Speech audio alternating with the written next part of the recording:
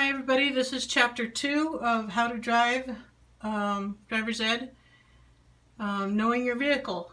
Please watch these videos and then we'll have a discussion afterwards.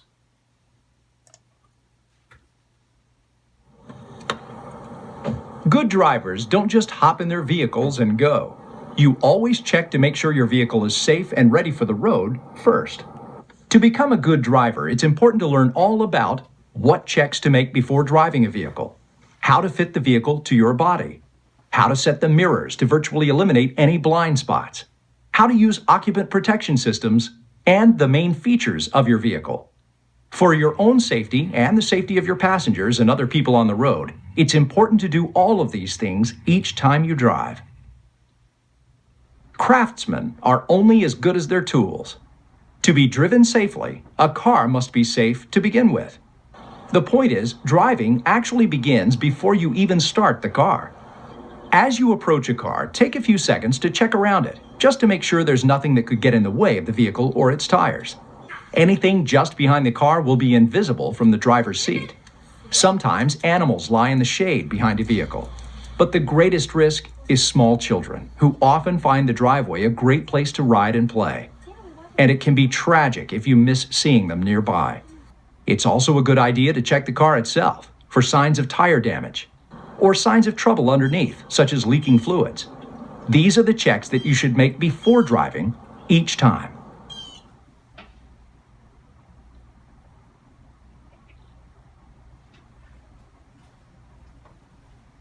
So make sure you do these pre-driving checks, which means before you get in the car and drive, you're going to check around the car. You're going to check if there's any objects underneath or behind your car or in front of your car, which includes animals, children. You're also going to check your tires if they're low or flat, and check for other problems, broken windows, anything that's out of the ordinary. Now you're ready to start up and go, right? Well, not quite.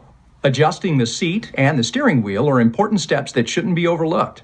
To maintain control of your vehicle, you need to sit in a comfortable, erect position, squarely behind the steering wheel. The seat should be the proper distance from the wheel. You can achieve the proper distance from the wheel by extending your arm and adjusting the seat forward or back until the top of the steering wheel is in line with the palm of your hand. The goal should be to have a nice bend in your elbows when gripping the steering wheel.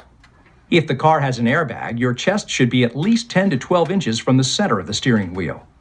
Your legs shouldn't be cramped or fully extended. You should be able to comfortably reach the accelerator and brake pedals without lifting your heel from the floor. Your right foot should be able to reach the floor behind the brake pedal. If the seat is too far back, you might not be able to steer or brake properly or operate other controls. With the seat too far forward, your arms are cramped and you can't turn the wheel as easily or quickly, or get to the brake in a hurry. Next, we need to adjust the steering wheel, which lets you go where you want to go. To adjust the steering wheel, tilt it up or down until the top of the wheel is about even with your shoulders. Some steering wheels can even telescope in and out to further refine the adjustment. You should grip the wheel with both hands positioned directly on either side of the wheel. Basically, your hands are placed at the 9 o'clock and 3 o'clock positions on a clock. In this position, you'll have the best leverage and control when turning the wheel. There is an alternative position.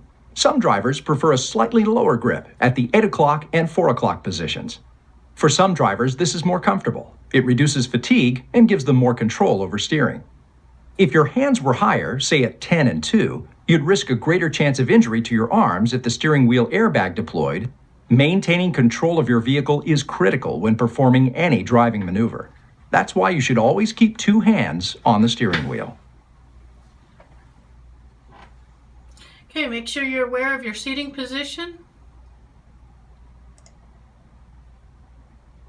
Another adjustment that you need to make before starting to drive is the mirrors, which help you to know what's around your vehicle at all times. Properly adjusted, the inside or rear view mirror should be aimed at the middle of the back window, and you should be able to just see the bottom of the window. Now to the outside mirrors. Their purpose is to let you see the area outside of what you can see using the rear view mirror and your side vision. They show you what is off the rear corners of your vehicle. To adjust the left side mirror, rest your head against the closed window and set the mirror to barely show the edge of your vehicle. To set the right mirror, lean to the right so your head is directly below the rearview mirror or above the center console. Adjust this mirror the same way so you can barely see the edge of the right side of your vehicle. One advantage of this mirror positioning is that it will enable you to look directly into what would otherwise be your largest blind spot, generally areas off the rear corners of your vehicle that can hide an entire car. Another advantage is that it minimizes the amount of time that other vehicles disappear from your sight. Vehicles that are no longer visible in your rearview mirror will become visible in your side view mirrors much sooner than your side vision allows. For example, as this car approaches from behind, you see it in your rearview mirror. As it moves out of the rearview mirror, you see the car move into your side view mirror. As the vehicle continues past, you pick it up in your side vision. You'll now have almost seamless visual contact with the vehicles around you, which reduces your risk of a collision. Still, even if a lane looks all clear in your side mirror, it's still best to look over your shoulder before changing lanes. That's the only way to be absolutely sure the space you want to move into is open. Also, positioning your mirrors this way can help reduce the glare of headlights from vehicles behind you. This can be especially helpful for preserving your night vision.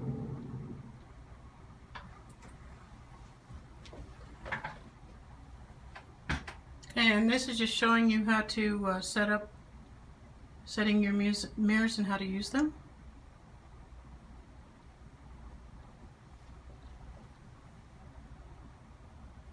So in this picture it's showing you the light colored, where the gray is, the lighter color is where your mirrors can see vehicles. The darker color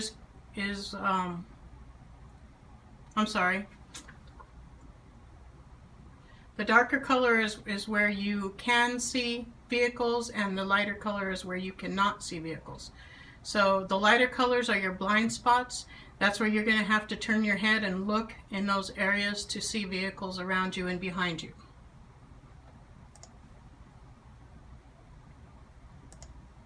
Just a few more checks and you'll be ready to go. Lock the doors to keep strangers out and help keep yourself in if there's a collision. And finally, this is the single most important thing that you can do to save life and limb, to say nothing of that nice face. Wear your safety belt.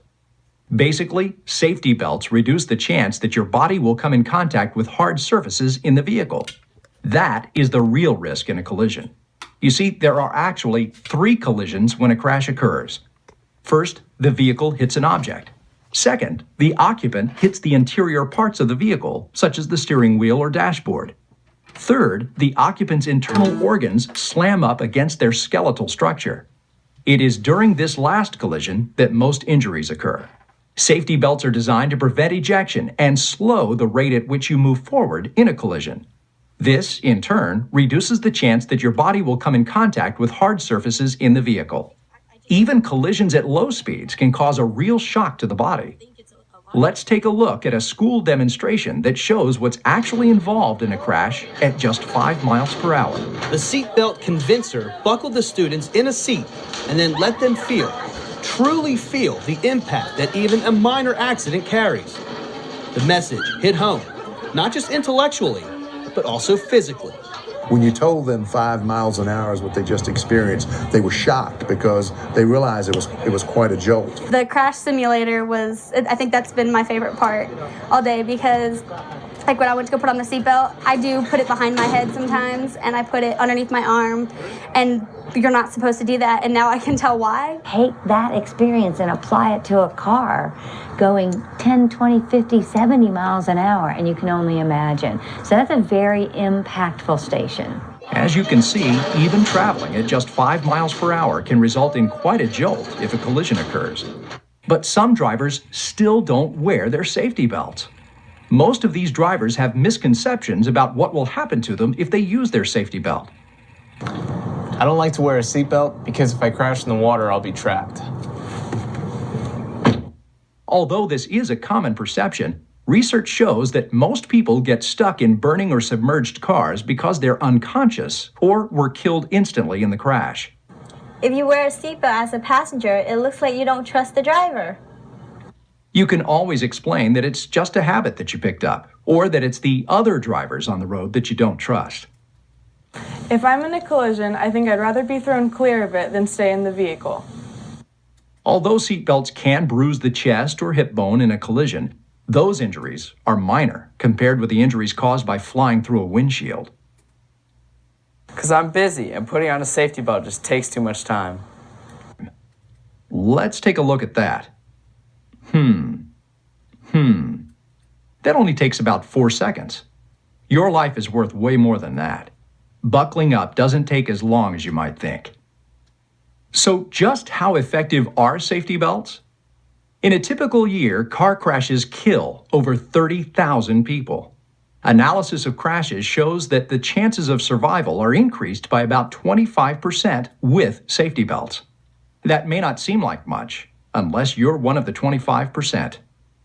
In terms of injuries, safety belts can help reduce this risk by 50%. Let's take a quick look at how safety belts really work in a crash, in this case, a rollover collision.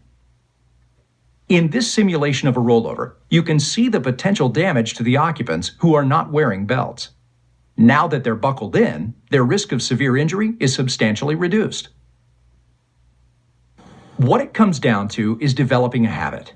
Every time you get into a car, the first thing you do is fasten the safety belt. Eventually, you'll feel uncomfortable without it. You'll also feel uncomfortable when passengers in your car aren't wearing them.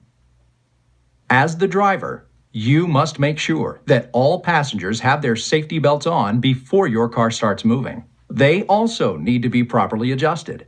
How do you do that? The lap belt should be snug across your hips. The shoulder belt should be snug across your chest, although you can still lean forward whenever you need to. Many vehicles have shoulder height adjustments that improve your comfort and also ensure proper fit.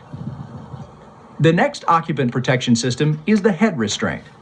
It's not for comfort, but to keep your head from snapping back in a rear-end collision and causing whiplash, one of the most painful and long-lasting injuries. Even drivers who know what it's for often don't know how to use it properly. Most of the time, it's not properly positioned in that it is too low. To correctly position the head restraint, move it so the top is even with the top of your head. Airbags are another valuable occupant protection system. They're usually located in the steering wheel and the passenger side dashboard, but they can also be mounted to the sides. Also called supplemental restraint systems, airbags are designed to inflate upon impact, helping to reduce the crash forces on your body. Of course, with airbags in place, you don't need to wear your safety belts, right? Wrong. Airbags are designed to work with safety belts, so you still need to wear them. People aren't the only objects that need to be restrained in a collision. This is a guided missile waiting to be launched. In a head-on collision, articles on the rear window shelf will fly forward until they hit something. The same is true for items on the back seat. If it has to stay in the car, put it on the floor behind the front seat. All large items belong in the trunk. Adjusting the seat, the mirrors, head restraint, and safety belts usually takes less than a minute. Plus, wearing your safety belt is generally required by law. So we'll just recap here. Safety belts reduce the chance of injury. There are multiple collisions in a wreck. There are 3 different collisions in a wreck. See if you can remember those. Also, safety belts, how they work. And where it says personal experiences here, if you could just send me a message, I would just like to know any personal experiences you guys have had recently with a seat belt. And always remember that if you don't wear your seatbelt, you could be pulled over and get a ticket. It is a state law to wear your seatbelt in New Mexico.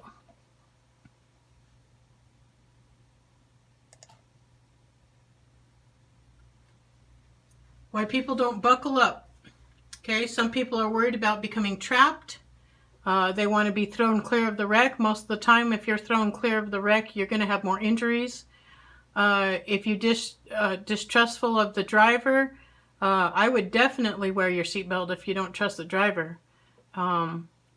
Takes too much time. You saw it only took less than 3 seconds. You will get less injuries from a seatbelt. Bracing yourself just causes more injuries. Short trips, sometimes that's the most time that you could get in an accident is on those short trips. And if you think nerds only wear seatbelts, I'll tell you what, that's not a smart thing. So make sure that you're wearing your seatbelt, and whether they're uncomfortable or not, they could save your life. Airbags, what do they do for you? Okay, what they do is they help you with the 3 collisions that we talked about, that were talked about in the video. The 3 collisions, it helps you to not have such a harsh collision.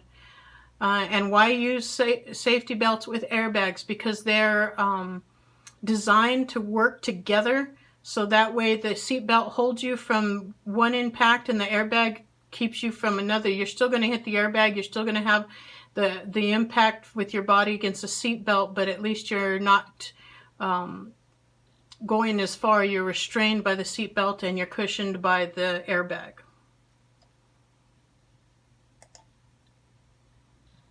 Make sure you secure cargo in the vehicle, inside the vehicle. Like they said, don't put anything on the dashboard or on the seat, because it's more likely to go flying if you have to hit the brakes or if somebody hits you from behind. And also, if you have any big items, put them in the back of the vehicle, in the trunk, or in the back of the pickup, whatever you're driving, or van, and make sure it's secure. Also, let me know if you have any personal experiences of things flying in your car, like it may be even a drink. Just let me know about that. Just message me on the personal experiences, okay?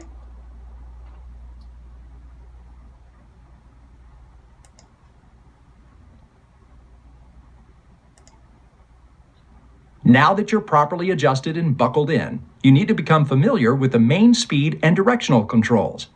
These are the gear lever, the accelerator pedal, and the brake pedal. The gear lever allows you to select which gear you want to drive in. The foot pedal on the right is the accelerator pedal, which controls how fast the vehicle moves, either forward or backward. The foot pedal to the left of the accelerator is the brake pedal. This controls how quickly the vehicle slows down. Another important feature is the parking brake, which is designed to hold a parked vehicle in its place. The parking brake is usually located in one of 2 places. Hand-operated parking brakes are located on the center console and are operated with the right hand. You pull up to set the brake and release the lever to disengage the brake. A foot-operated parking brake is a pedal located above the floor to the far left of the brake pedal. You press down to set the brake and then release the brake by either pressing again or by pulling a release knob by hand.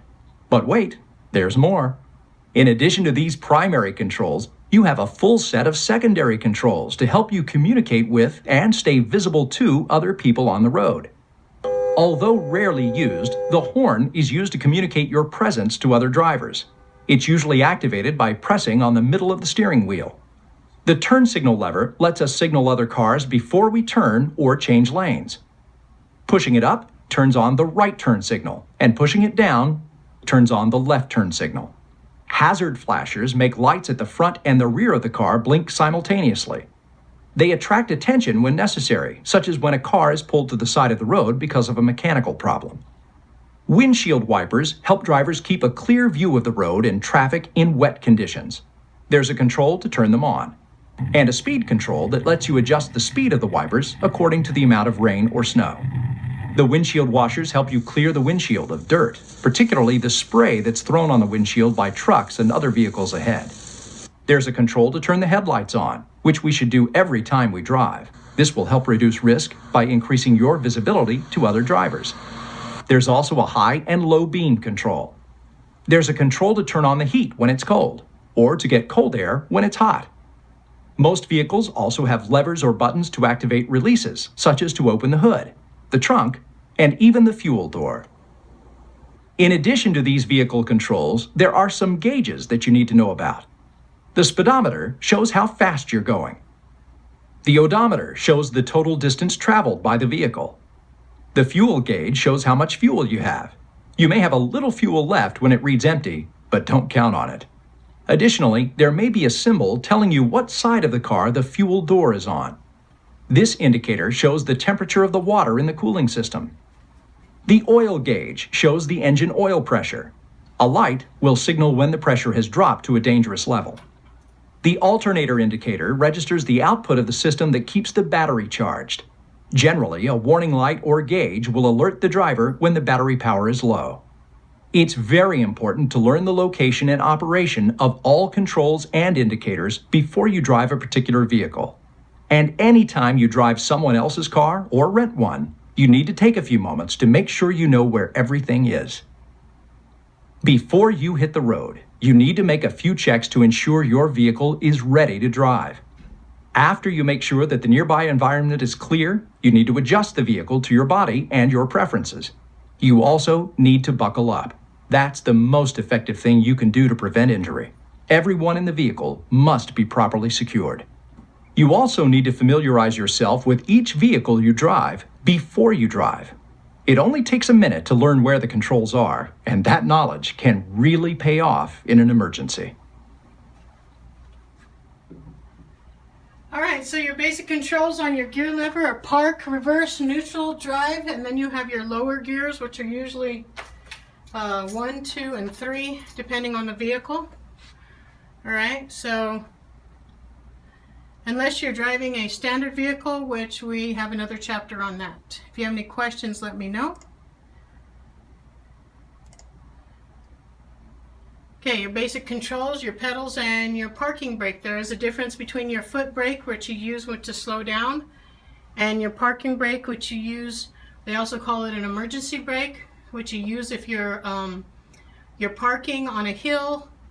You want to put your parking brake on before you put it in park to make sure your vehicle is not stressing your transmission, whether you're parked on a downhill or uphill slant.